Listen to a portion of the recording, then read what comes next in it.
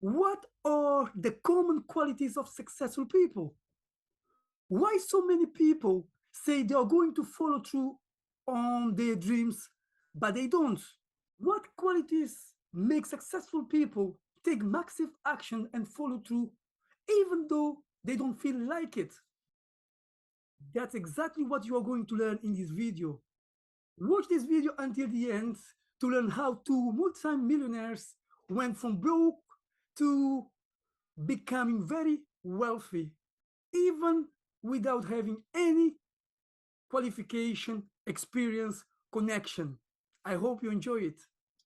Hey guys, it's Tony Robbins. Listen, I've got a video here for you today that I think you'll really enjoy. I am, for the last, I guess, 9 months or so since the economy took its giant collapse all over the world in different areas financially, I've been meeting people that are trying to figure out what to do financially. And I've watched so many people in business who are trying to figure out what to do. Their customers are responding in a different way. They're hanging on to their money and they're concerned. And so I thought, the traditional approaches to business are not making a difference. What I'm best at is modeling. I've always, when I wanted to figure something out, I go to people that are the best in that area and figure out what they're doing and teach myself how to do that and then teach others to do the same once I've proven it's worked with myself. I said, I want to find the best of the best. And I've been really fortunate over the last, as I say, probably 7, 8, 9 months to have spent some time interviewing and getting to know and becoming good friends with many of the top people in the internet marketing. I mean, people that they're not the likely people you normally look at. I look at them as the new money masters. They're guys that, they didn't have the traditional education and ladies that didn't, but they found a way to add value. So whether you're looking for an opportunity to figure out how to have a second income stream, or you have some form of business you're considering being in or you're in and you want to learn some tools, I thought I'm going to create some great products to this, but I thought I'd just send you out first a neat little interview that I did with them. These guys called me up and said, can we come by? I'd love to chat with you. I said, well, we're going to chat. Let's put it on film. So we just knocked around, and what they wanted to ask me was, look, we spent enough time with you. We know you know how to get people to take action. I said, well, come on over and let me kind of get inside your heads a little bit. Let me see why you follow through. Why do so many people say they're going to do something and then never follow through? And a few people do something inside their head and heart that gets them to follow through. So I just thought you might enjoy this conversation we've had. It's with Frank Kern and John Reese, two of the best in this industry. I think you'll find it interesting. Maybe you'll be triggered a little bit to think about what will get you to follow through too. So this is my little gift to you. I hope you enjoy. We got the dialing. Hey. Tony, what's up? Good, man. How about you? I'm good. Listen, we've got a serious issue that I think is affecting our market, and we need your help. We actually don't know if we can solve this problem, but we think that you can. So we want to barge in today. We're kind of riding around anyway. I know you're shooting and stuff, but if you got a couple minutes so we can pop by, that sure would be helpful. Okay, well, I'm honored if you got me. Come on over. We're seeing you. Okay. See you, man. Man. Bye. Good to see you, John. Bye-bye. Yep. Bye. See ya. Hey, Tony. What's up? How you doing, man? What's all this? Doing a little leadership film now. That's awesome. Good to see you. All right. Thanks for having us, man. Yeah, well, come on in. I'm curious what this major problem is that you're going to see me right away about. It sounds like a setup to me. It's a setup, yeah. I told John it was an intervention about his glue sniffing problem. So, come over and sit on my lap. Yeah, exactly. So we were doing some talking, and the big problem in our industry, we think, is a bit of a mystery. No one has the exact answer. We were actually talking about trying to figure it out, that so many people in our market get these courses that him and I both, for our own respective businesses, spend hours and hours of time recording these building these education products, these training products to show people how to grow a business or build a business. But there's this large segment of our customers in our market that we're in that really don't get results. They don't do anything, or they're just, for whatever reason, it's not for them. It's just, we were just talking about how great it would be if there were just, so many more success stories, right? Like if everyone who actually bought stuff, not necessarily just our stuff, but all of the stuff within our community, if the people who bought it, everyone who bought it just actually used it, and just followed the directions and followed through, how amazing that would be, like what we would accomplish as a community as a whole if that happened. So our challenge is, what needs to happen, what kind of shifts need to happen to get people to follow through, to get people to actually use the products? you're talking about the same mystery that people have of, why does somebody, get that fat, or they're out of control and they hate themselves, but then they go have another piece of chocolate. Or, why does the person the doctor just told them they have cancer, lung cancer, and so you've got to stop smoking, and some studies show 70% of people keep on smoking. So you're not talking about a minor issue here, right? It's part of life. But there is an answer, because there are people that do follow through. And there are people that never did before, and then they never followed through in their life, and now finally they break through. And that's what I try to focus on, is what those people do. In my case, in the business world, I look at people like you, people like Dan Kennedy. Yeah. What do these guys do? Okay, I'm just going to do that to the best of my ability. And sure, it's like, well, oh no, I can't write copy as well as Dan Kennedy, or I don't have as much energy and drive as Tony Robbins. Well, but you didn't start so what? You didn't start out as Frank Kern. You didn't start out who you are. You started out trying to make how much? Come on. $300. Yeah. A week. A week. $300. Right. Yeah. And you failed at that in the beginning, didn't you? I failed pretty miserably. Yes. But it was effortless to fail. It's just like natural. Yeah.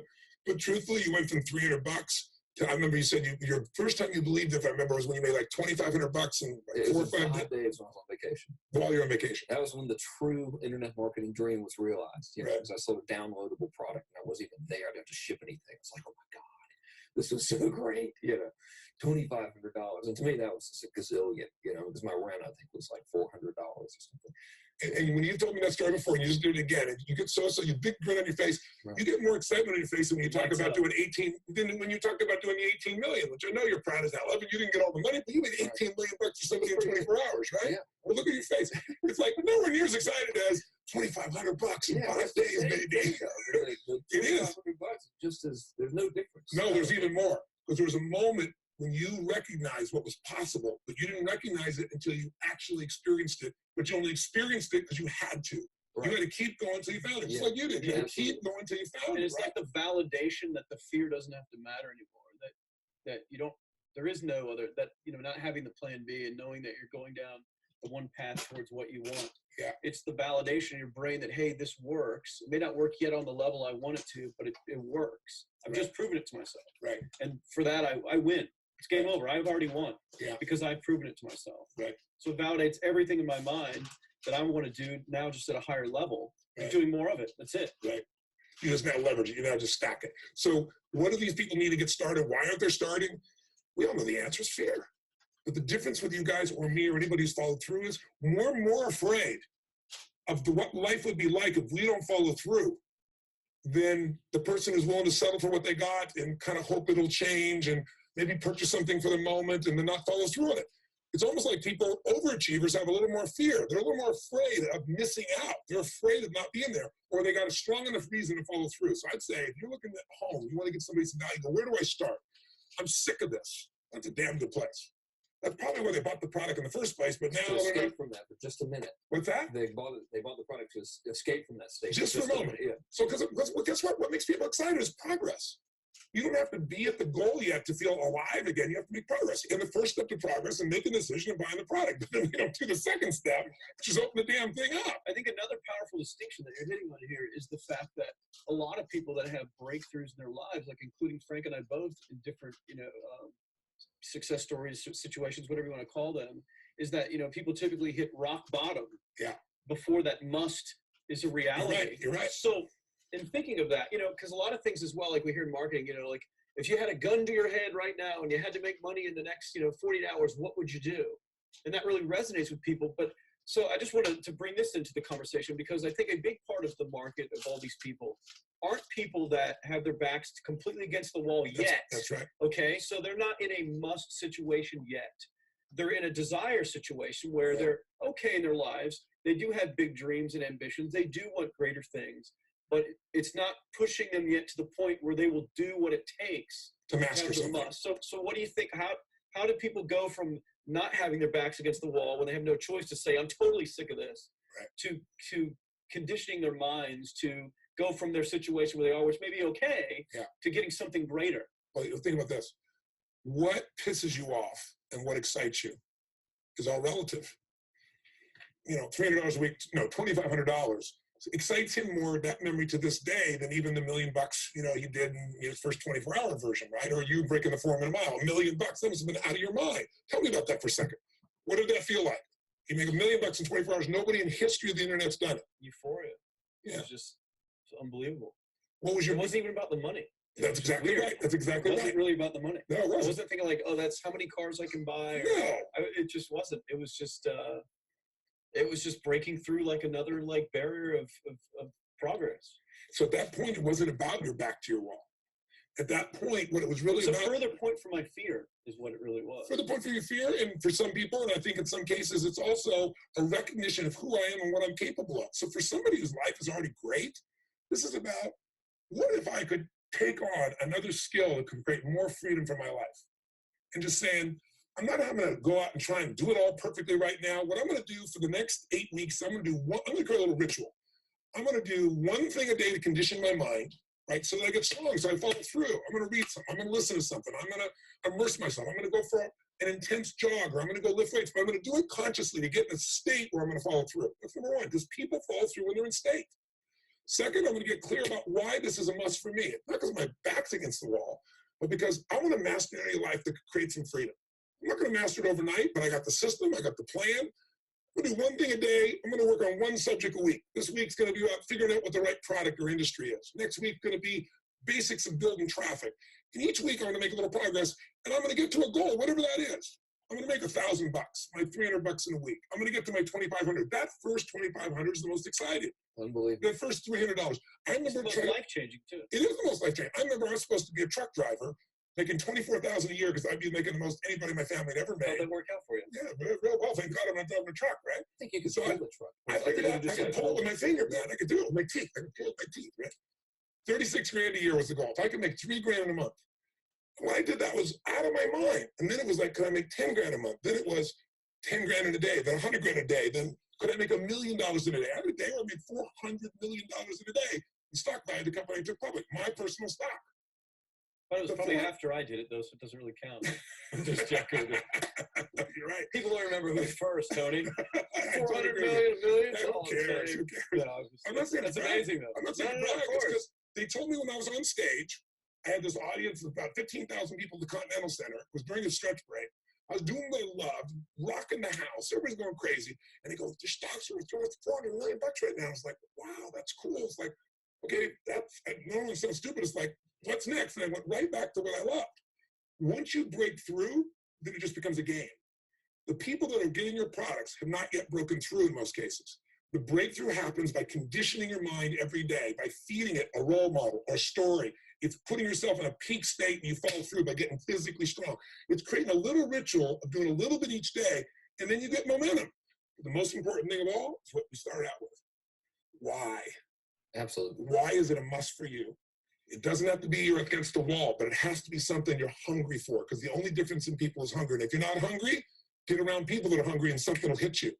You watch a conversation, you get around people that are doing better, and all of a sudden you start going, my life sucks. I remember I went to a guy in LA. It's one of the most multi-billionaire guys, I'll never forget.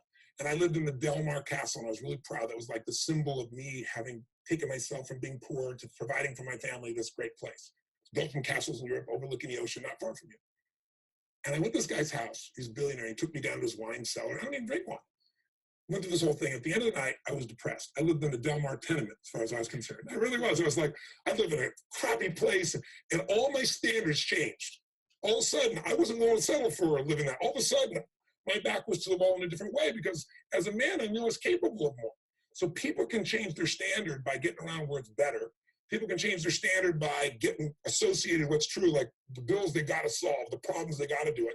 Or they can do it because they're excited because it's something new they want to take on. Everyone's different, but they got to find the why, and they got to come up with some daily rituals to get them going and just do a step at a time. That's where you get momentum. Awesome. That is awesome. So, think about what's the holy grail between somebody taking action or not. It's one word: certainty. When somebody is absolutely certain, the common word is believe, right? But, you can believe at a general level, or you can believe with certain. When you're absolutely certain that if I do this, it's going to get that result, and that result's going to change my life, you'll do it. When you think it absolutely is not going to work, you're never going to do it. The middle no man's land of maybe it'll work, maybe it won't, that's the piece that kills people, right? So if it's a must for you, you got to make it work, right? In our case, right? As an example. there's not a must for you, and you're not sure, you don't know what to do. So years ago, I'd look around and say, okay, how do people get themselves to follow through that haven't been following through? What's the difference? And I started interviewing hundreds of people, literally, eventually thousands, because I had thousands of my events. So I'd ask the group to give me the feedback. They came up with this model. It's like the holy grail of belief, or the holy grail of momentum. It's like the difference between what makes the rich get richer and the poor get poor, right? And the difference we all know is mindset, but like, how's that built? So this is what I did. I created these stupid little 4 little boxes, and I'll scribble it here for you. You think about the first thing that determines whether you can do something or not, and I put that in this first box at the top here on the left side. It's potential. Like, what's the potential of a human being? Like, when you guys started, you proved something no one had done in history. You ran the 4-minute mile, right? For God only knows how many centuries, they're trying to run a 4-minute mile. Roger Bannister does it. How did he do it? Do you remember? You did it in this industry, right? You made $1 million in a day. No one had ever done that in history, right? After you did it, a bunch of other guys are doing it because it became possible. Roger Bannister didn't just go physically practice. He made a shift in his head. He practiced in his head because he could never achieve it physically, so he had to change in his head first so that the result became certain enough he believed it, and then his body got him through. After Roger Bannister ran that 4-minute mile, within 2 years, 37 people ran a 4-minute mile. Wow. And no one in history had ever done it. Now, here's how it works. The potential for anybody getting your product is extraordinary. They can do what you've done as much, more or less. They can do whatever they want to do. The potential's there. The market's proven that. Whether or not they tap into potential has a lot to do with what action they take, which is the question we came to me with, right? Like, God, they all have potential, but they're not taking action. And we all know that the action they take is going to determine the results they get. That's pretty obvious. So most people have a belief about what their real potential is no matter what you tell them. And that affects how much action they take. And of course, that affects the result. And then ironically, that result reinforces their belief. And then that belief affects it. So I'll give you an example. Let's say a person has unlimited potential, we all agree. But they take little action, little results. Why? Because they have to start with a problem with their belief. They don't believe it's really going to happen for me. Maybe for Frank Kearns because he got the cool hair and stuff, or maybe it's for you because you're so driven, but it's not me. Maybe Tony Robbins because he's a freak, got these big teeth. Whatever their thought process is, right? They got this thing, right? But what happens is, if you believe that there's very little potential, how much action are you going to take? Nothing, little. And when you take little potential with a little action, what kind of results do you get? Lousy little results. And when you get little results, what does that do to your belief? You go, see, I told you this was a waste of time, told you this wouldn't work.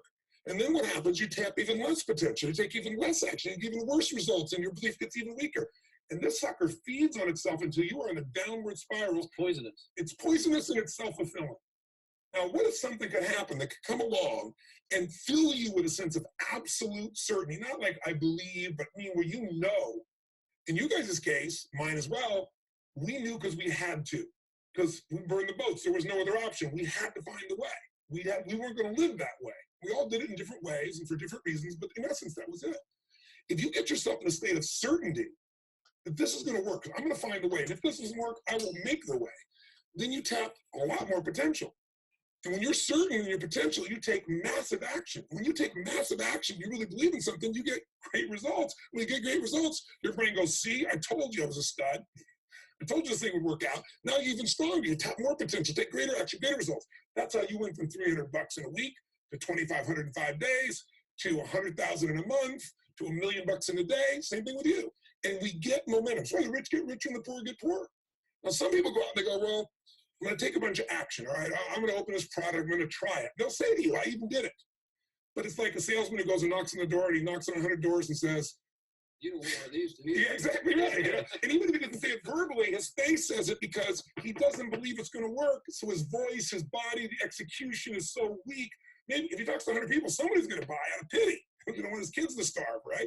But he's not going to get the result. So the core difference in people is how do you produce certainty when the world isn't giving it to you? You go out and you try. In your case, you're 100,000 in debt and nothing's working. How do you keep yourself going? The way you did it, the way I did it, the way you're doing it, we may not have done it consciously, is we didn't change our potential. That was there. And it wasn't even taking more action. Taking more action with a belief it's not going to work, it's not going to change anything.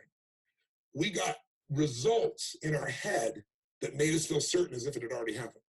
True or false for you? True. Right? So give me an example so people know I'm not just making this crap up.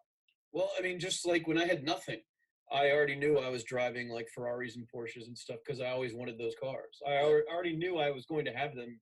It was inevitable. Right. That was just my inevitable outcome. But how did you do that? Did you have a ritual? Did you think about it regularly? Was it one time you thought about it, or was it something you had an obsession towards? I had an obsession towards it. I mean, I used to work at a video store, which is the last job I ever had in my life. Thank God. And I used to go to work almost every day. And I used to bring 2 magazines with me to read on my breaks. Entrepreneur magazine, just to read about business and everything else, to read about what other people were doing, look for role models. And I used to carry an auto trader with me. And I used to look at Porsches that were for sale. Yeah. And people always used to ask me, what are you doing with that Auto Trader magazine? I'm like, well, I'm just picking out the Porsche that I'm going to buy. Right. Which probably got you a lot of crap. I did. People made fun of me. Sure. I actually had a boss at that job tell me, you really shouldn't do that to yourself, John, because it's very, very likely that is never going to happen. That it's very likely that you're never going to have that car. Yeah. That's the kind of belief he was trying to put in my head.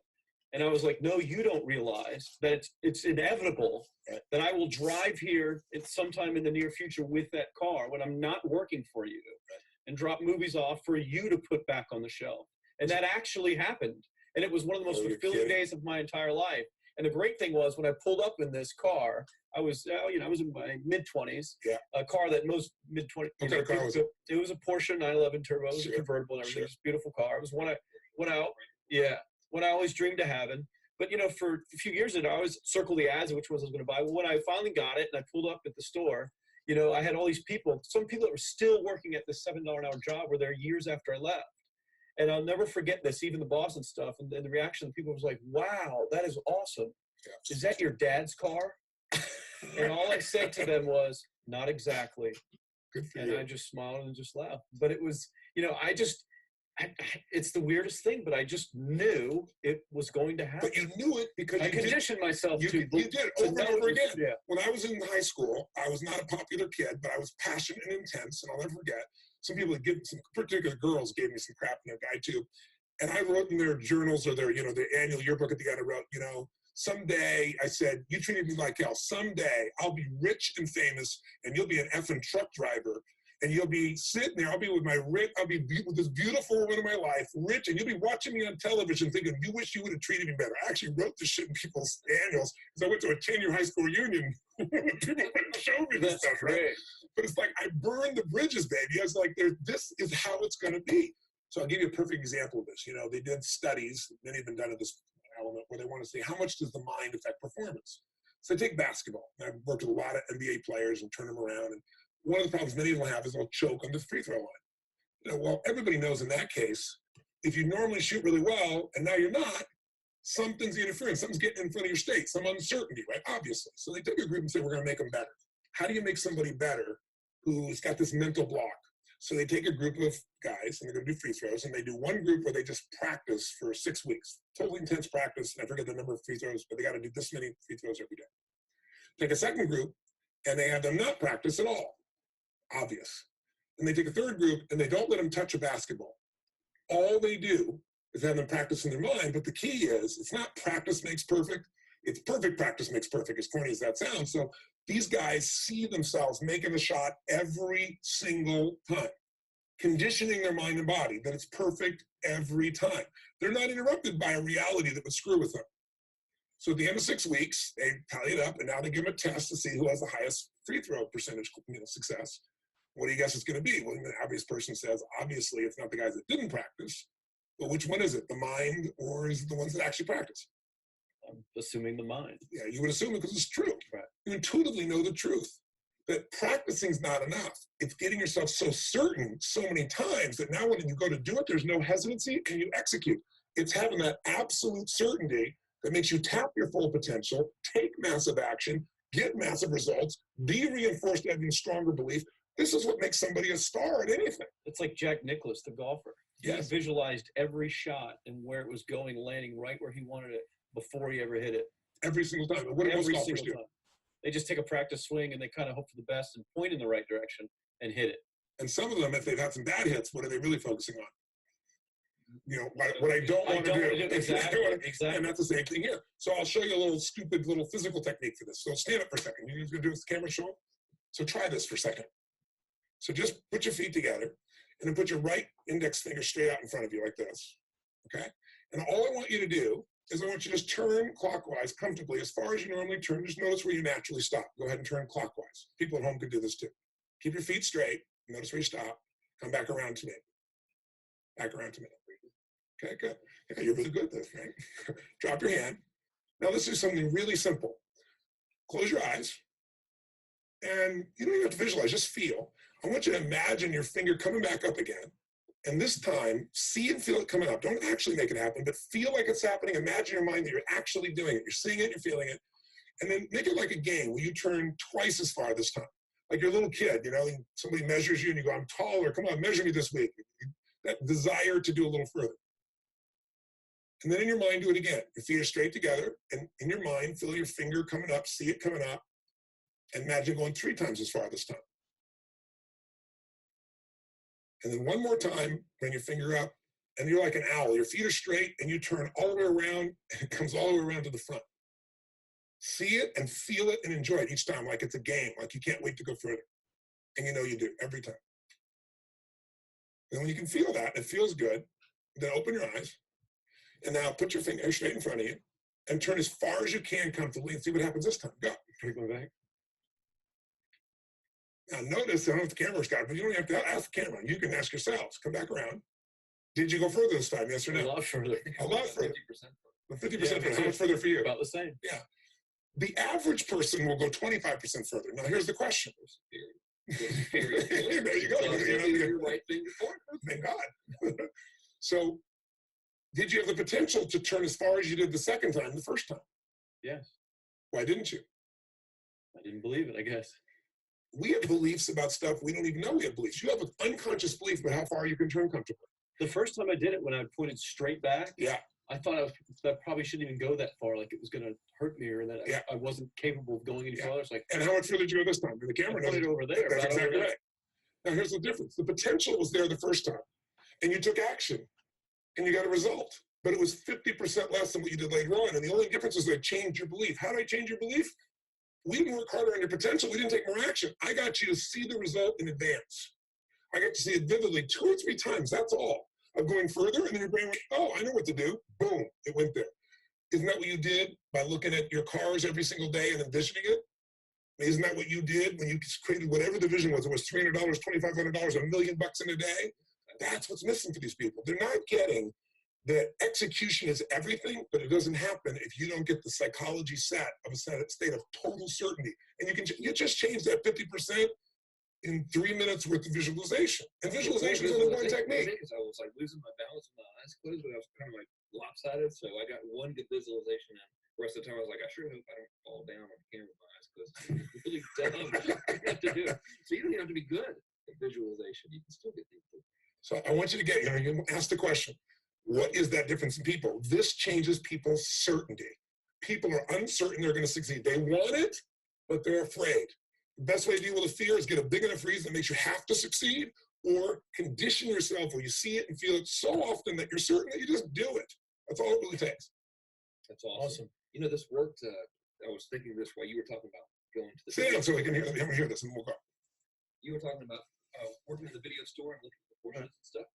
I used to drive around in my car, doing the cold calling of the credit card machines. And one way that I would avoid cold calling, the pain of like cold calling and knocking on doors and everything, would be to listen to your stuff and listen to Jim Rohn's stuff. Wow. Just drive around, no particular destination, just to listen to it. And strangely, I still like to drive around. I prefer to listen to that stuff in the car. Right. It's because it's where you got imprinted. Yes. I mean, it's like, well, I'll just drive up and down the coast and check out what else you get. Yeah.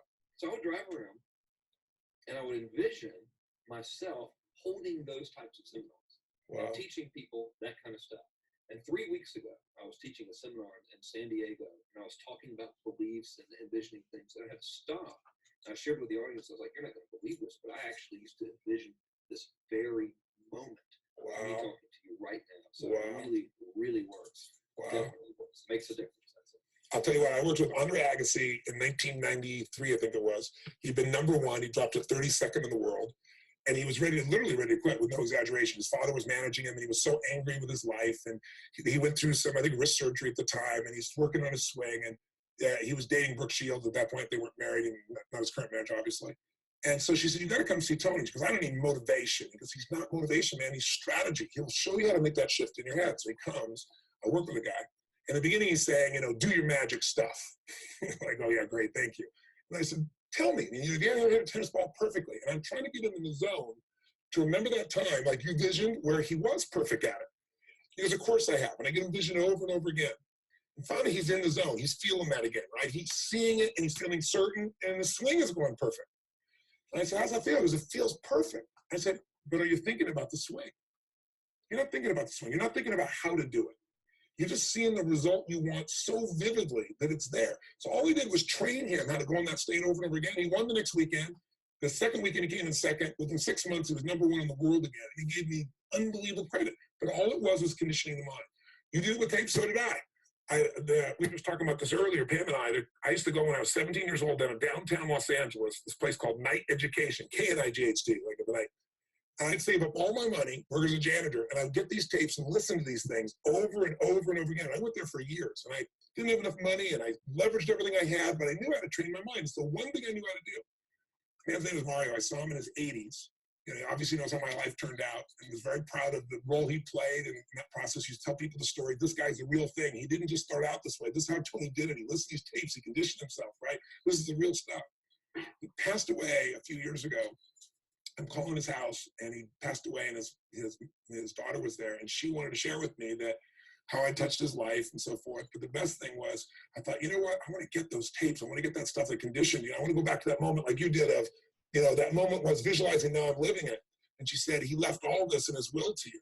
So I have all these tapes now that are from the time when I originally went through, and I'd go to sleep and I had these sleep tapes that conditioned my mind to believe that I could succeed even when I was sleeping, or to build energy in my body. And anybody who wants to succeed has got to know it doesn't just happen. You can buy a product, but you also, with that product, have got to condition yourself. You got to make it a must, and you got to get a ritual. And if you do it, whatever you used to dream about you thought was so huge, you'll just live it. You'll live it like you lived this yesterday, like we're all living the life that we envisioned. Because we had to, and because we played this game with our head. We got the belief to be real by seeing it enough times and feeling it enough times till our brain believed it, and then it made it happen. Which raised the potential, which made us take more action, which got us better results, which raised our beliefs again. That's right. And then that's why the rich get richer and the poor get poorer. So instead of bitching about it, change it. And this is how you change it. It's like a self-fulfilling prophecy. Completely. It's pretty easy to change. Just that one simple exercise is amazing. I'm still like, holy crap. I wonder what else I can do now. But look what most people do. Most people do the opposite of that, right? They get the product, or they think about doing it, and what do they envision? It's not working. That's right. The excuses. So they envision it not working. As soon as they envision it not working, they feel uncertain. As soon as they feel uncertain, how much potential they have? Little, if anything.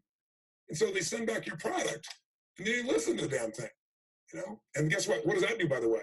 They make that as another lousy result in their life. I didn't even follow through on that. They believe even less. This process is the holy grail. It's where the whole game changes, and anybody can do it, and they can do it in a few minutes. And if they do it a few minutes each day, then they get a different life. They do it a few minutes one time, their life changes for the day. We're defined by our rituals. Everybody's got rituals, certain things they do every day. And what we have in common, and anybody that I know of who has a life that they're living that was once a vision, is we saw it again and again and again, even when it didn't work, even when you lost $100 grand, even when I'm working as a janitor, there's something we would not give up on. And if somebody watching wants to change their life, they got to decide what they won't give up on, and then put themselves in the state of momentum by a couple little rituals. And I think especially when it comes to anything related to making money, like making money products or promises or courses, people are so inundated with scams and all this garbage, true garbage, that, their natural thinking is that they're so skeptical. It's like they fall into the conditioning of, well, if anything's ever going to work, that thing has to prove it to me before I believe anything. So when they go to approach the thing to make more money with, they're like, well, I'm starting at zero, and this thing has to prove to me that it has any potential at all before I believe that it will. Don't you agree with that's the case? Unfortunately, it's the case, but here's the truth. When somebody says to me, in my business even more, because a lot of people think I'm a motivator. I hate that term. It's never been what I've done. I do believe in energy, and I'm passionate. They see 10,000 people in the room rocking, they go, oh, he's motivating them. I believe in peak state. You get a top athlete, you get in a concert, and you get in state, right? The problem is, to defend themselves so they won't be disappointed again, they lower their expectations. So someone will say to me, well, I'm skeptical or I'm pessimistic. And my response to them is, no, man, you're gutless. It takes no guts to be skeptical. You don't have to have any capacity to be a critic. And now with the web, you don't even have to own that you're the one being the critic. You can burn somebody and, anonymously, right? I said, you know what? It takes guts to believe. And if you think something's going to do it for you without you putting your guts on the line, you might as well forget it right now.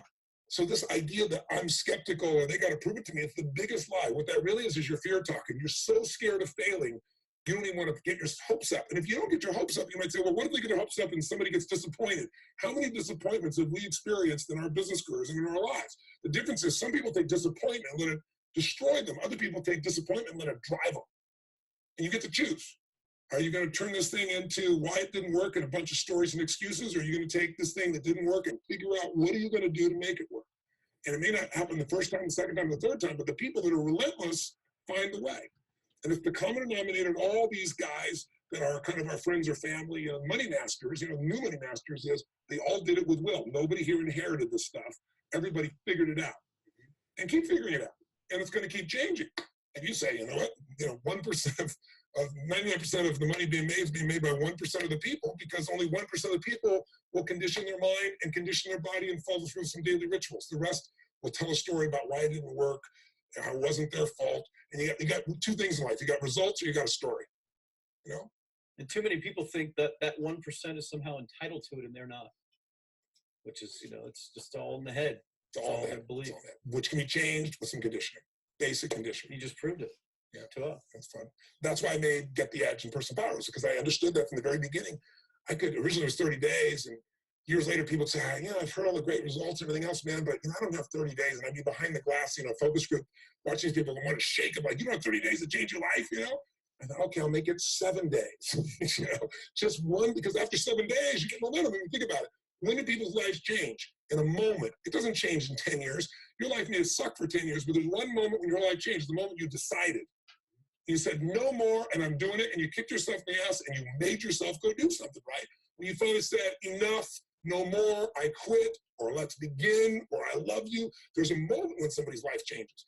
And that can be gotten in a couple of days. So people watching don't have to wait until they've mastered everything. They got to get started and do what's next, and just put themselves in a state where they start making some progress.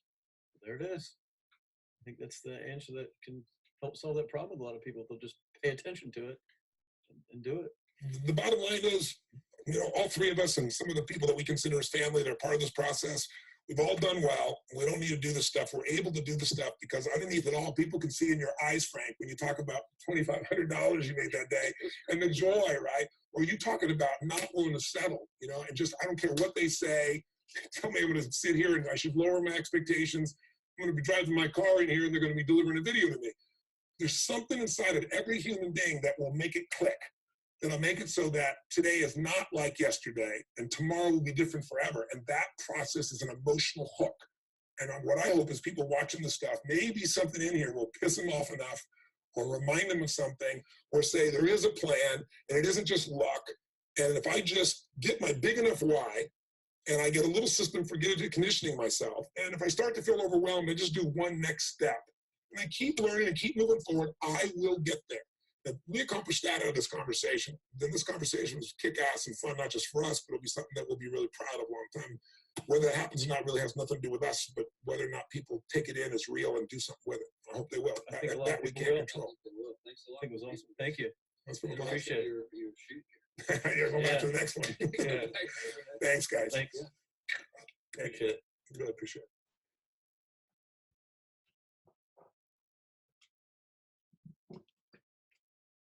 I hope you have enjoyed this video. If you do, make sure you subscribe to Success Booster Academy in the button below. Also, make sure you share this video with 3 friends who needs to find out about the 3 top qualities of successful people. All successful people have something in common. They have the traits, the qualities. So make sure you share this video with them so they can learn these qualities too. What's number one quality are you going to develop from today? Let me know in the comments below.